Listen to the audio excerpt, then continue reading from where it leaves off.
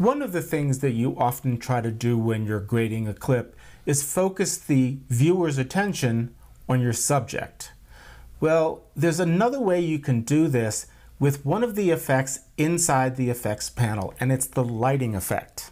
Let's go ahead and put it on the clip, and I'll show you with a few tweaks how you can take this nice, pretty, yet plain shot and really add a lot of focus and drama to it. So I'm going to go into the effects panel. We're going to type in L-I-G-H-T-I-N-G, lighting. We're going to go ahead and put this effect on our clip. You'll notice immediately it appears that a spotlight is shining on him. And that's exactly what we're emulating. If we step into the control panel, you'll see that in the lighting effects, there are actually 5 lights we can work with. The first 4 are actually turned off, but the first one's put on, and the default is a spotlight. Now, you can use other types of light. You can use a directional light, or it can represent an omni, but we're going to continue and work with the spotlight. So the first thing I want to do is I want to throw some color on here. I want to use this spotlight to effect. So I'm going to go ahead and grab my eyedropper and sample a color that I want the light to be. And I want to match maybe the back wall, the browns in the back wall. So if I'm going to click on it, and you notice that now the light isn't pure white, it actually has a cast to it, and we can see that right here. So I already like what's happening, but I want to reposition the light and make it work, because my goal is to focus on our performer and kind of get our eye away from this right side of the wall. So I can control the light. If I click on the little icon to the left of the words lighting effects, I can actually see the lighting effect, and I can control this either with the GUI interface by simply grabbing it and moving it around, or I can stretch it out.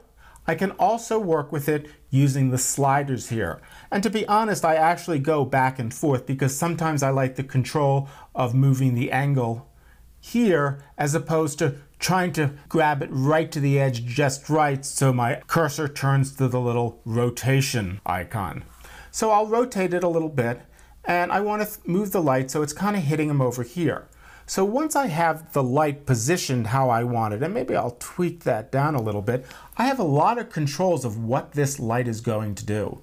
Well, we've moved the center and we've changed the color, so I'm not going to deal with that. You can change the radius of the light, and I want to teach you a really cool little trick that's new in Premiere Pro 2015. I can use the up and down arrow keys once I've selected a numerical value to actually change this by 1 tick with each up or down arrow. If I want to go faster, I can hold down the Shift key and it jumps by a factor of 10. I think that's pretty cool. And just to top it off, if I use the Command key or the Control key on a Windows machine, I can actually move it here by 0.1 steps. So I really like this. This is great, and you can use this throughout the entire interface. Anytime you want to change a value, simply select it and use your up and down arrow keys.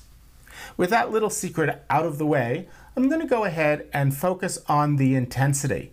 So I can make this light brighter or darker. So I'm going to go ahead and increase the intensity, and what that's going to do, it's going to draw our eyes away from the background.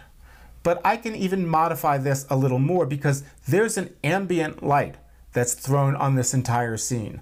And I'm going to do 2 things with it. I can control the intensity of the ambience.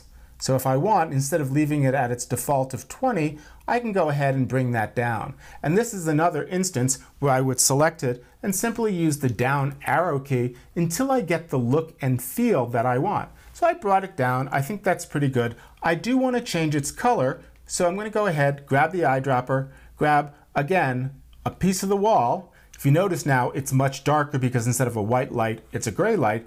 And this is something that you tend to go back and forth with. So I'm going to go ahead and bring up that intensity. I'm going to just use my mouse this time. And I think that's pretty good. You have a lot of controls here. You can work with 5 different lights and a bump map. So even after you finish the shoot, you can still change the lighting. As a matter of fact, notice there are stopwatches next to all of these controls.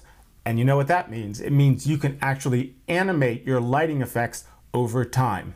And remember, this is just one of the many effects that you can find in the effects control panel that can complement your color grading.